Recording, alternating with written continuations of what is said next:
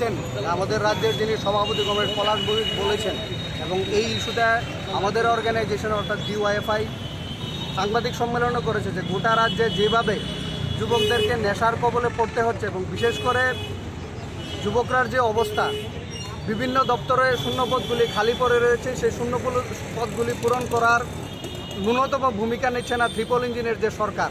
ওনারা বলেছিলেন যে ওনারা যতদিন সরকারে থাকবেন বা ওনারা যদি আবার ক্ষমতায় আসে বেকারদের কর্মসংস্থানের ব্যবস্থা এই ট্রিপল ইঞ্জিনের সরকার করবে।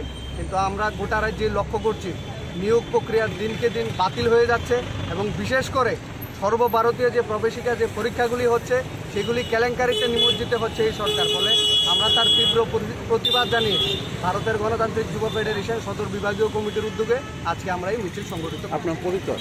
সদর বিভাগীয় কমিটির সভাপতি, নাম আব্দুল আজিজ। কাজের দাবিতে এবং নেশার বিরুদ্ধে ডিওয়াইএফআই রাজ্যব্যাপী আমরা আন্দোলন কর্মসূচি গ্রহণ করেছি। এই সময়ে আমরা লক্ষ্য করছি যে আমাদের রাজ্যের যুব সমাজকে সরকারের নীতির কারণে একেবারে ধ্বংসের দিকে নিয়ে যাওয়া হচ্ছে। কর্মসংস্থানের সংকট, শূন্য পদের নিয়োগ নেই, আর অন্যদিকে নেশার কবলে পড়ে আমাদের যুব সমাজ ধ্বংস হচ্ছে। তার বিরুদ্ধে প্রতিবাদ জানিয়ে আজকে থেকে গোটা ভারত রাজ্যব্যাপী ডিওয়াইএফআই আমরা এই আন্দোলন কর্মসূচি গ্রহণ করেছি এবং এই কর্মসূচির অঙ্গ হিসাবে আজকে সদর বিভাগে মিছিল